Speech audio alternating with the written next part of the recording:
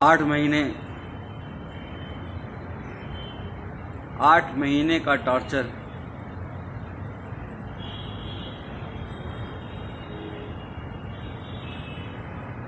तो सबसे पहले आप सब लोगों का 138 करोड़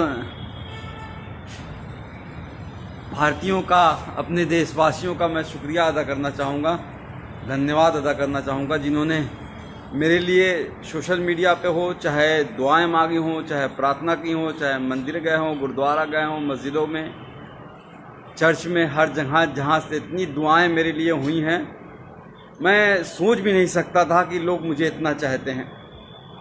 आप सबका बहुत बहुत शुक्रिया। वरना तो इस बार जेल में इतनी, मतलब 5 दिन तक मुझे खाना तक नहीं दिया गया।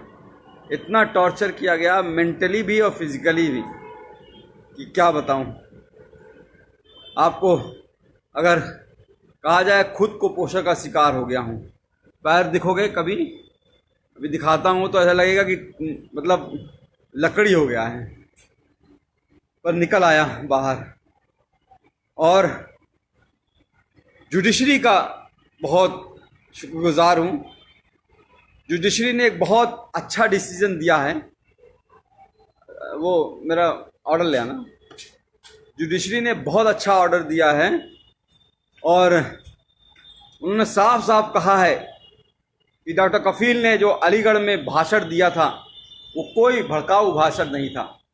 वो देश की यूनिटी के लिए, अखंडता के लिए, एकजुटता के लिए था। और उन्होंने साफ साफ कहा है, डॉक्टर कफील ने,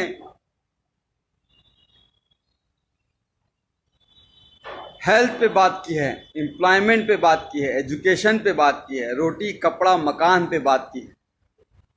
हाँ, ज़रूर एनटीसीए के खिलाफ बोला है, एनआरसी के खिलाफ बोला है, पर यह भी कहा है कि जो भी प्रोटेस्ट हो, गांधी जी के अहिंसा के, सद्भावना के साथ होना चाहिए।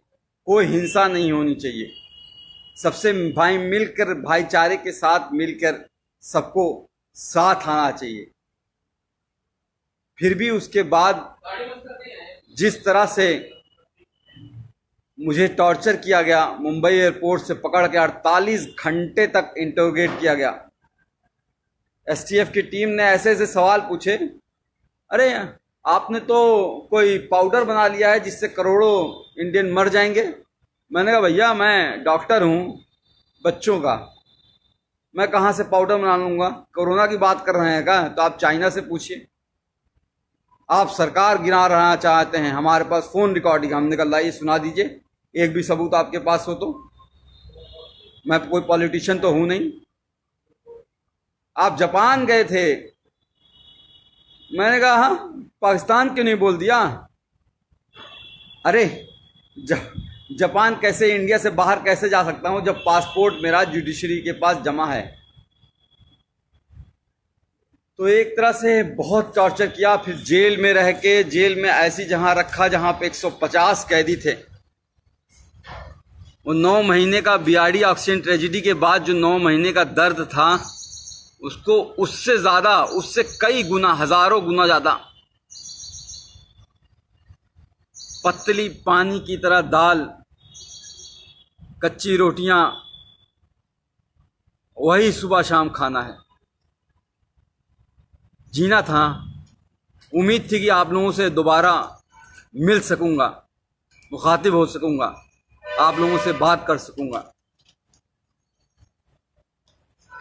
और आप सबकी दुआएं काम आई। आज आपके साथ हूं फिर से दोबारा।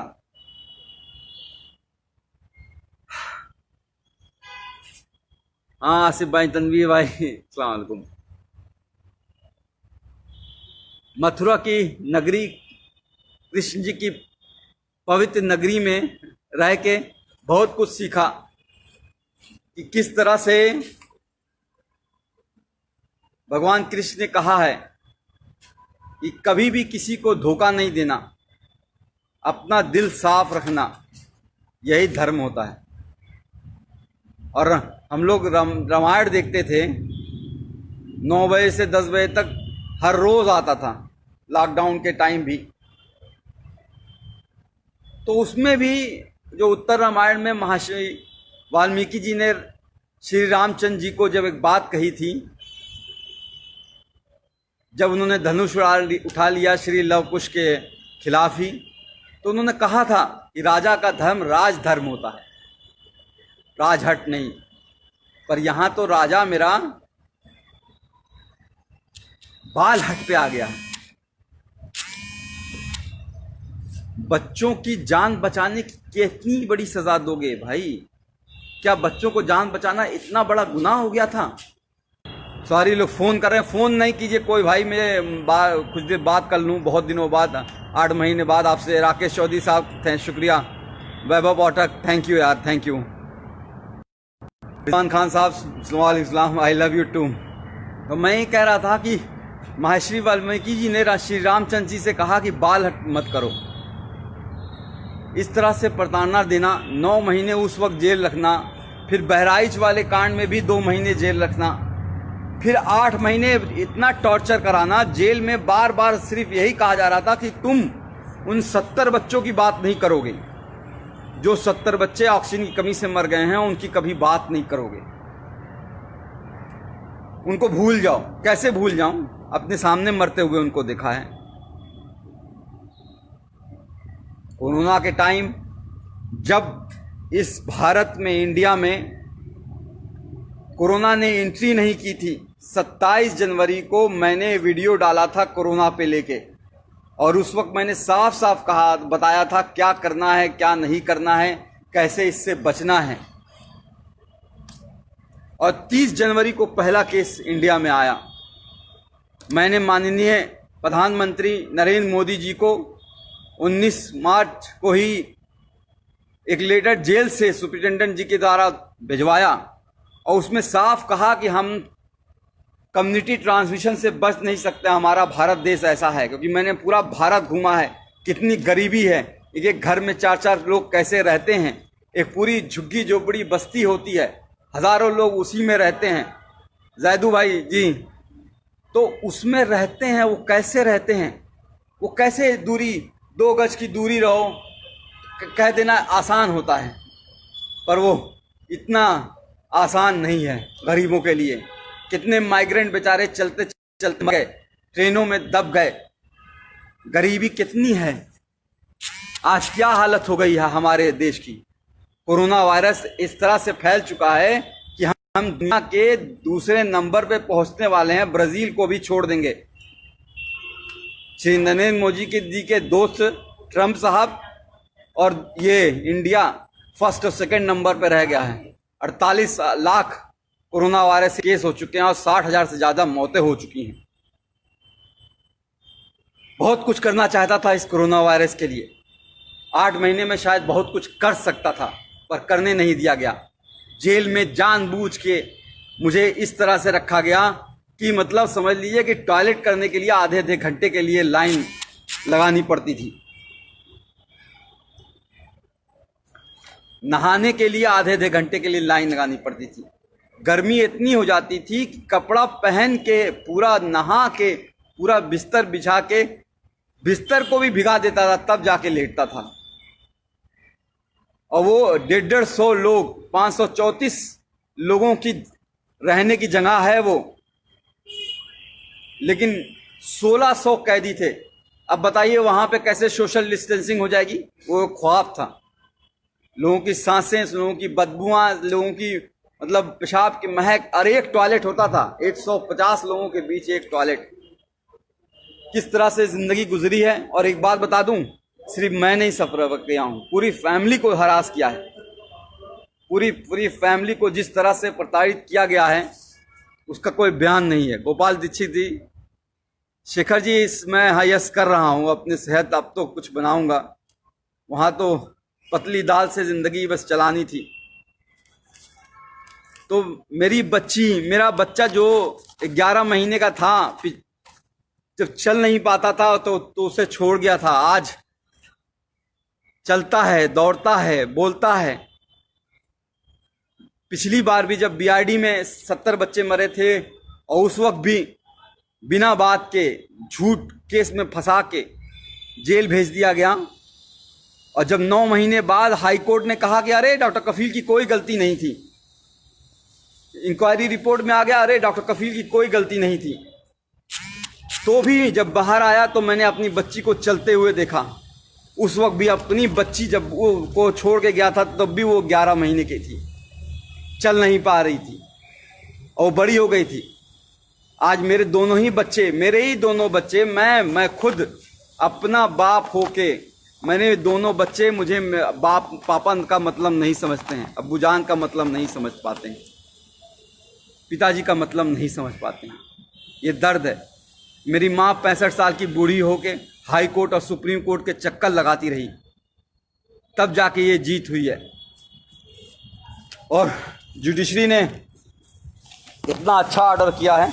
एक बात और करा दूं, एसटीएफ का शुक्रगुजार हूं कि उन्होंने मुंबई से मथुरा लाते वक्त मेरा इनकाउंटर नहीं कर दिया विकास दुबे की तरह, वरना तो शायद वो मुझे मार ही देते। लोगों की आवाज़ को दबाना ही इनका काम है। बहरहाल ऑर्डर आपको पढ़ के सुनाना चाहूँगा। इतना अच्छा ऑर्डर गोविंद माथुर साहब ने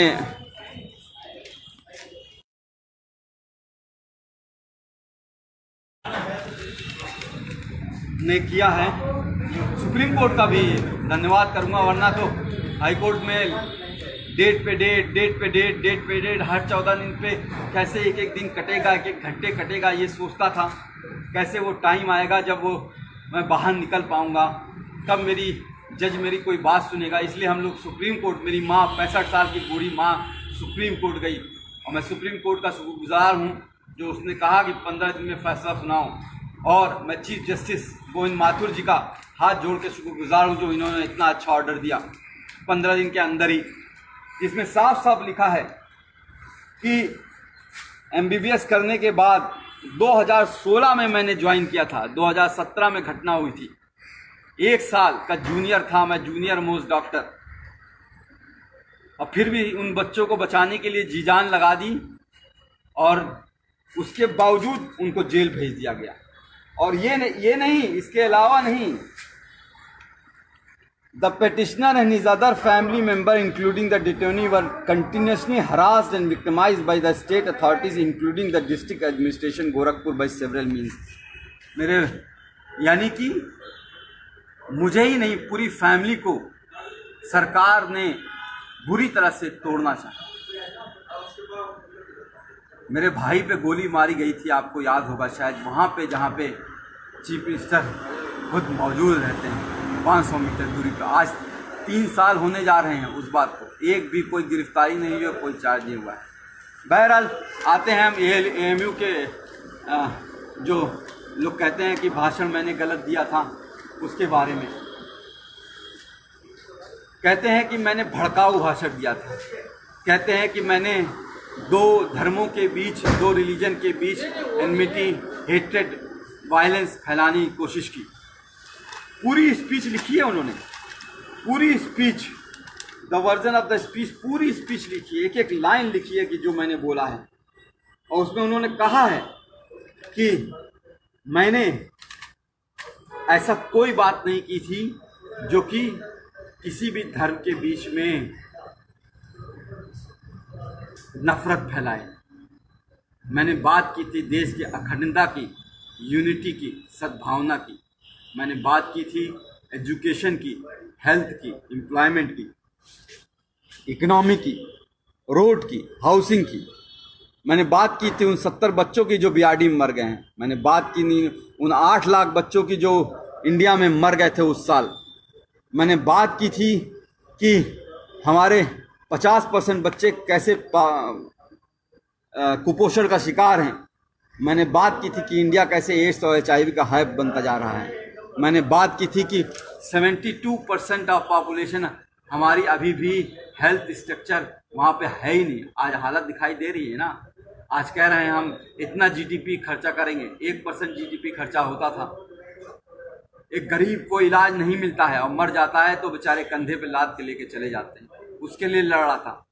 कैंप किया, पूरा इंडिया घूमा, 103 कैंप किए, 50,000 बच्चों को देखे, मुफ्त में दवाइयाँ दी। अकेले नहीं किया, बहुत से डॉक्टर्स, बहुत से लोग मेरे साथ शामिल थे, बहुत लोगों ने साथ दिया।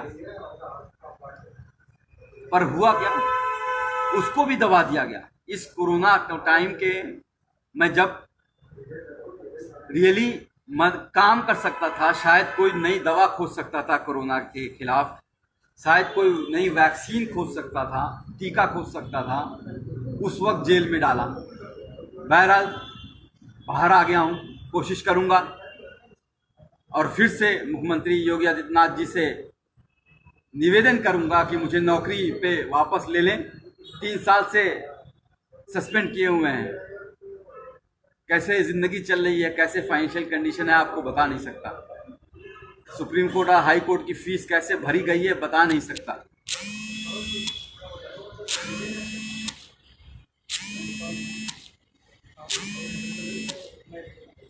पर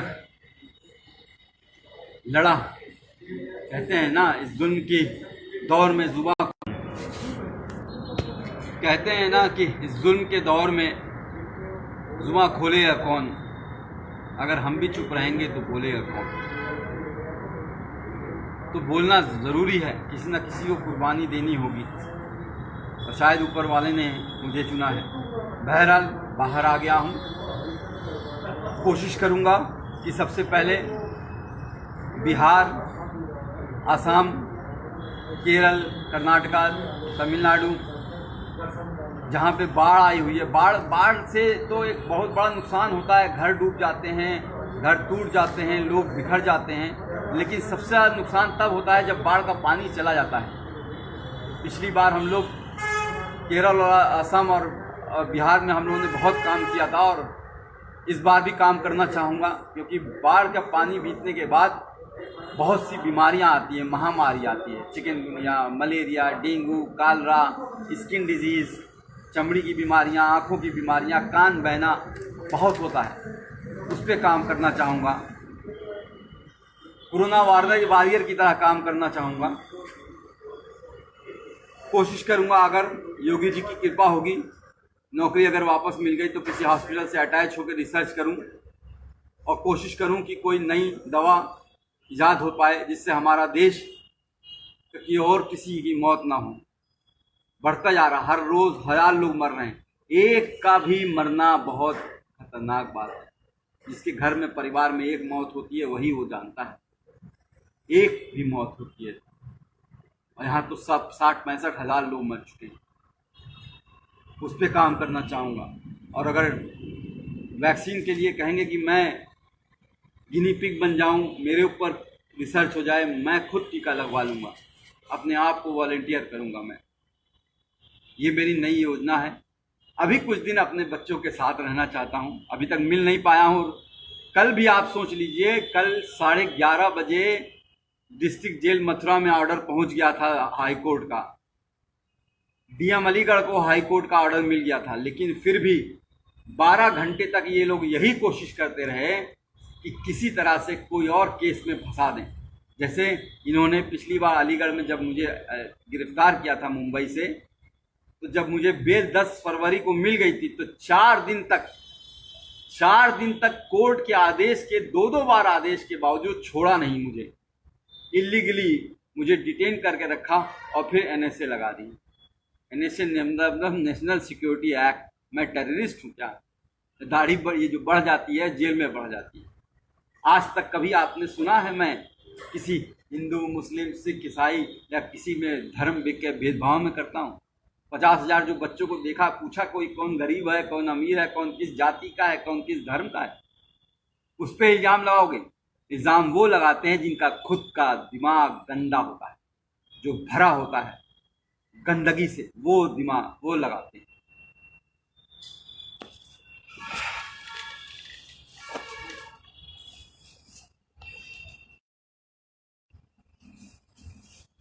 अभी यूपी से घर नहीं गया हूँ, गोरखपुर नहीं गया हूँ, क्योंकि लोग कह रहे हैं कि सरकार अब भी किसी न किसी केस में फंसाने की कोशिश कर रही है। फिर से कुछ कर दें या इनकाउंटर कर दें, मरवा दें। हो सकता हो आपके बीच में ना रह पाऊँ, हो सकता हो ये हमारी और आपकी आखिरी मुलाकात हो। यादव जी सही कह रहे हैं। मिनास गलियार आप, थैंक यू, शुक्रिया शुक्रिया। मोहन चंद सिंह चौधरी समर साहब, थैंक यू। तो मैं कह रहा था कि कोरोना वायरस एक ऐसी डिजीज़ है जो फैलती ही रहेगी। मैंने उस वक्त 19 मार्च को ही लिख दिया था कि 30 से 40 लाख लोग उस वक्त मैंने एस्टिमेट किया था कि अफेक्टेड होंगे, और ऑलरेडी 30 से 40 लाख लोग अफेक्टेड हो चुके हैं। और अभी ये रुकेगा नहीं, अभी ये 1 साल चलेगा जब तक वैक्सीन नहीं आएगी। अभी यूपी, बिहार और मध्य प्रदेश जैसे इलाकों में जहाँ बहुत पॉपुलेशन है वहाँ ये फैलने वाला है, और बुरी तरीके से। हमें बहुत काम करना पड़ेगा, हमें मिल के काम करना पड़ेगा। मुझे आप सबकी बहुत ज़रूरत है, आप सबका बहुत सहयोग की ज़रूरत पड़ेगी। जी सहसाल साहब, जी पांडे साहब, नमस्कार नमस्कार। राधे राधे राधे। कृष्णा की नगरी में हूँ, वृंदावन जरूर जाना चाहूँगा एक बार ठाकुर जी के दर्शन करने के लिए। बात यहाँ पे लोग मन की बात करते हैं लेकिन ये नहीं बताते हैं। अब आप देख लीजिए, हम लोग तो टीवी पे देख रहे हैं, पिछले 3 महीने से सुशांत सिंह राजपूत को ही सुने जा रहे हैं। भाई फ़ोन नहीं करो, फ़ोन करने के बाद वजह से बार बार पॉज हो जा रहा है।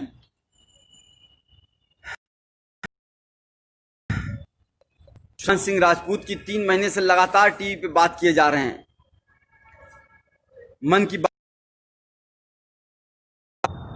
लेकिन कोई ये नहीं बात कर रहा है कि हमारा जीडीपी परसों जीडीपी शायद रिलीज हुआ है, और हमारा जीडीपी जो है, भाई फ़ोन नहीं करो, मैं कह रहा हूँ। पर ईश्वर चंद साहब, कोई फ़ोन ना कीजिए प्लीज़। कुछ बहुत दिनों बाद आप लोगों से मिला हूँ, आप लोगों के चेहरे दिखाई दे रहे हैं मुझे। शमसुल मलिक साहब, नूर खान, रेहान खान साहब, आदित्य राज साहब, आफ्ताब, तो आप सबसे बात करना चाहूँगा, फ़ोन ना करें। तो मैं कह रहा था कि जो मेन बातें हैं टीवी पे डिबेट जो होती है वो नहीं हो रही है। शायद कुछ टीवी, एनडीटीवी है, या आपका मिरर नाउ है, टाइम्स नाउ है, या फिर इंडिया टुडे है, इस सब पे हो रही होगी। पर जो यहाँ पे बातें हो रही हैं वो ये नहीं हो रही हैं किस तरह से माइग्रेंट, हमारे करोड़ों लोग किस तरह से पैदल चले और चलते चलते मर गए, उस धूप में, कड़ी धूप में मर गए। ये बात नहीं हो रही है कि अनएम्प्लॉयमेंट कितना बढ़ गया है, लोगों को नौकरियां नहीं है, लोगों को खाने को नहीं है। 500 रुपया आपके अकाउंट में डाल दिया गया है, अब आपको 3 महीने तक 500 रुपया चलाइए। 5 किलो चावल दे दिया गया है, आप पूरी 8 लोगों की फैमिली है, खाते रहिए 3-6 महीने तक।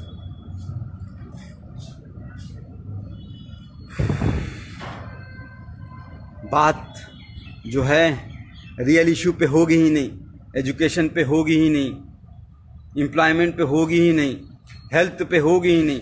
हमारा जो कोई भी आप हॉस्पिटल देख लीजिए क्या हालत हो गई है। कोई भी सरकारी हॉस्पिटल में जाना नहीं चाहता है। आपने ध्यान दिया है, कोई भी बड़ा मंत्री, कोई भी बड़ा अधिकारी, कोई भी बड़ा जो है चीफ मिनिस्टर हो, या कोई भी हेल्थ, मतलब मैं नाम नहीं लूँगा, सब लोग वेदांता में जाके इलाज करा रहे हैं। वेदांता यानी कि नोएडा में करोड़ों रुपए का इलाज करा रहे हैं, लेकिन कोई भी सरकारी हॉस्पिटल में नहीं जाना चाहता है। क्यों? क्योंकि सरकारी हॉस्पिटल की हालत खराब है। वहाँ गरीब जाएगा, गरीब मरेगा, और गरीब मरता है तो मर जाने दो, क्या फर्क पड़ता है। तो जो लोग ये सोचते हैं कि बार बार जेल में डाल के, मार के, पीट के, तोड़ के, यहाँ मारो, यहाँ मारो, यहाँ मारो, उल्टा पलटा रात को डंडे से मारो, गान लाल कर दो एकदम पूरी तरह से, पैर पे मारो, करते रहो, ये एकदम तोड़ दो इसको, तो वो शायद नहीं जानते हैं कि एक बात सिखाई गई थी कि डरना नहीं है। आई वोंट बेंड, मैं झुकूंगा नहीं। डरना आता नहीं हमें, चाहे जितना भी डरा लो। हर बार एक नई ताकत से उठेंगे, चाहे जितना भी झुका लो।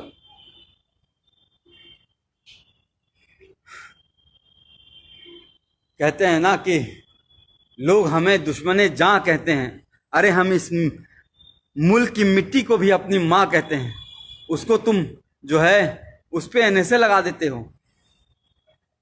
हैं? कोर्ट ने कहा है कि जो कुछ है यह अवैध एनएसए लगा है, सारा अवैध लगा है। देखो कि क्या हालत बनाई है। भट्टी साहब आप बोल रहे हो तो देखो क्या हालत बना दी है। मैं कुपोषण के लिए वो कर रहा था, ये देखो ये टांगे हैं मेरी, ये हाथ है, खाना जो है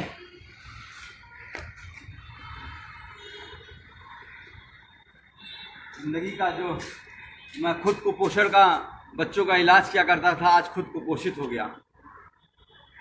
घर वालों को किस तरह से परेशान किया गया है वो बता नहीं सकता, पर आप लोग जो 138 करोड़ देशवासी हैं मेरे, उन सब का साथ मैं कभी भूलूंगा नहीं। खासकर कुछ लोगों का जो लोग बहुत करीब थे, इंदिरा जयसिंह मैम, फुज़ैल अयूबी, इबाद साहब, मनोज पांडे, मनीष सिंह एडवोकेट मनीष सिंह, दिलीप कुमार साहब, नजरुल इस्लाम साहब, ऐसे बहुत से लोग हैं, बहुत से लोग, मीनाक्षी शुक्ला मैम, इरफान गाजी, हाँ अलीगढ़ के इरफान गाजी साहब, तो बहुत से लोग हैं, सबका नाम तो नहीं ले सकता मैं, बहुत से लोग हैं, 138 करोड़ लोग हैं, सबने बहुत मदद की है, सबका बहुत बहुत शुक्रिया। जल्दी बिहार आ रहा हूँ और जल्दी हम डॉक्टर कफील खान मिशन इस्माइल फाउंडेशन के तहत कैंप लगाएंगे और इस बार एक बड़ी टीम बना के एक साथ कई जगह पे, असम, बिहार, तमिलनाडु, कर्नाटका, केरल, आंध्र प्रदेश, जहाँ जहाँ पे, मध्य प्रदेश, जहाँ जहाँ पे बाढ़ ने, पश्चिम बंगाल जहाँ पे तूफान आया हुआ है, अभी भी लोगों को घरों पे टूटे हुए पड़े हैं, हर जगह पे जाना चाहूँगा, पूरा देश जाना चाहूँगा, पूर्वांचल अपना, गोरखपुर अपना, उत्तर प्रदेश, हर जगह जाना चाहूँगा। पूरा भारत में टीम बना के हम इस बार एक बड़े लेवल पे कैंप करेंगे और इसमें आप सबका बहुत सहयोग चाहिए। मयंक वर्मा साहब